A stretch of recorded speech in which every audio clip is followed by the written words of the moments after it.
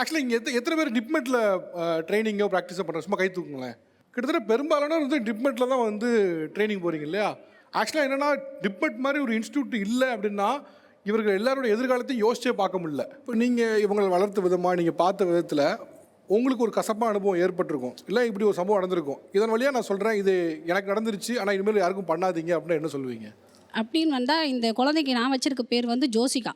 ஆனால் இந்த சமூகத்தில் பேர் வச்சிருக்கிறது ஊமை, பைத்தியம். இந்த குழந்தைக்கு பேர் வைக்கிறதில்ல, அது என்னையும் சேர்த்து சொல்கிறாங்க. இந்த பைத்தியம் ஊமையை வச்சுக்கிட்டு சுற்றிக்கிட்டு அலையுது. நாங்கள் சின்ன காம்பவுண்டு தான் வச்சுருக்கோம். அந்த பக்கத்து வீட்டுக்காரவங்க எலும்பெல்லாம் கொண்டு வந்து வீட்டு காம்பவுண்டு கிட்ட வச்சாங்க. நான் போய் இது கிட்டத்தட்ட 1 வருஷமாக நடந்துக்கிட்டு இருக்கேன். எனக்கு தெரியல. நாய் வந்து உள்ளே வந்துட்டு போகுது, இந்த குழந்தை அங்கே தான் விளையாடுது. ஏன்னா ரீசெண்டாக நியூஸில் வந்துக்கிட்டு இருந்தது, நாய் வந்து குழந்தைய கடிச்சிட்டு போயிருந்தேன். எனக்கு மனசு கேட்காம பக்கத்து வீட்டில் போய் நான் இது மாதிரி எலும்பை இங்கே வைக்காதீங்க, இது பண்ணாதீங்க அப்படின்னு சொன்னேன். நீ பைத்தியக்காரி, ஊமையை வச்சுக்கிட்டு சுற்றிக்கிட்டு அலைகிற அப்படின்னாங்க. அவங்க வீட்டுக்கார் உடனே வந்துட்டார், உன்னை நிம்மதி இல்லாமல் அழிச்சிருவேன். எங்கேயாவது வெளியே இந்த தெரப்பிக்கு போயிட்டு வரணுன்னா பஸ் பேர் வந்து எங்களுக்கு ஃப்ரீயாக பண்ணி கொடுக்கணும் சார். மாற்றுத்திறனாளின்னு சொல்கிறாங்க.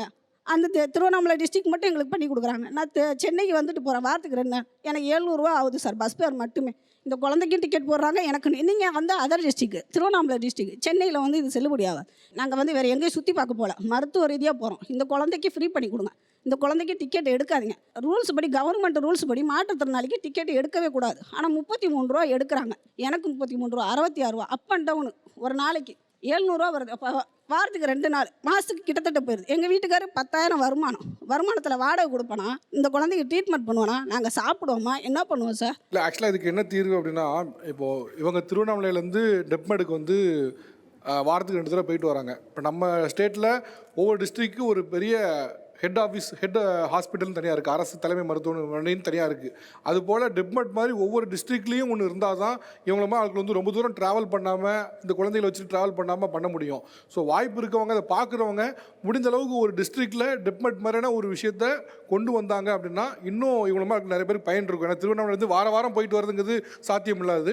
ஒவ்வொரு டிஸ்ட்ரிக்ட்டுக்கும் இப்படி ஒன்று வருது அப்படின்னா பெரிய பயனாக இருக்கும். ஸோ வாய்ப்பு இருக்கவங்க கண்டிப்பாக அதை செய்வாங்க, பரிசீலனை பண்ணுவாங்க அப்படின்னு நம்புகிறேன் நான்.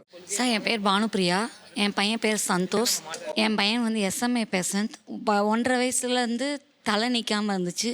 ஆனால் என் பையன் 5 மாதத்துலேயே அம்மானு அப்பான்னு சொன்னான். என்னையும் அவங்க அப்பாவையும் இது பண்ணான். நான் அப்போ இருந்து இன்னமும் தூக்கிட்டு தான் என் பையனை தூக்கிட்டு நானும் எங்கள் வீட்டுக்காரும் தூக்கிட்டு போய் இப்போ +2 படிக்கிறான். 17 வயசு ஆகுது. இப்போ எக்ஸாம் எழுதியிருக்கான். 10th எல்லாத்துலேயும் ஃபஸ்ட்டு மார்க் தான். 93, 94 எல்லாத்துலேயுமே அதிகம். 400க்கு ஒரு சப்ஜெக்ட் இல்லை சார். இவங்க வந்து 90%, 4 சப்ஜெக்டில் என் பையன் வந்து 338 மார்க் எடுத்திருக்கான். அப்பா.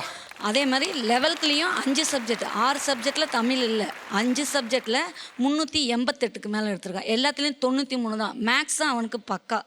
மேக்ஸு எல்லாமே அவனுக்கு. மேக்ஸில் போன வாட்டி 93. இதில் 10th வந்து 97 மார்க்கு. எனக்கு வந்து பெருமை வந்து எனக்கும் எங்கள் வீட்டுக்காருக்கும். எனக்கு இன்னொரு சின்ன பையன் இருக்கான், அவன் தான் இவன் நான் நல்லா பார்த்துக்குவான். எங்களுக்கு பெருமையே என் பையன் படிக்கிறது தான். தம்பி என்ன வாங்கணும் ஆசை உங்களுக்கு? அவனுக்கு வந்து அவங்ககிட்டே கேளுங்க. தம்பி உங்களுக்கு என்ன வாங்கணும்?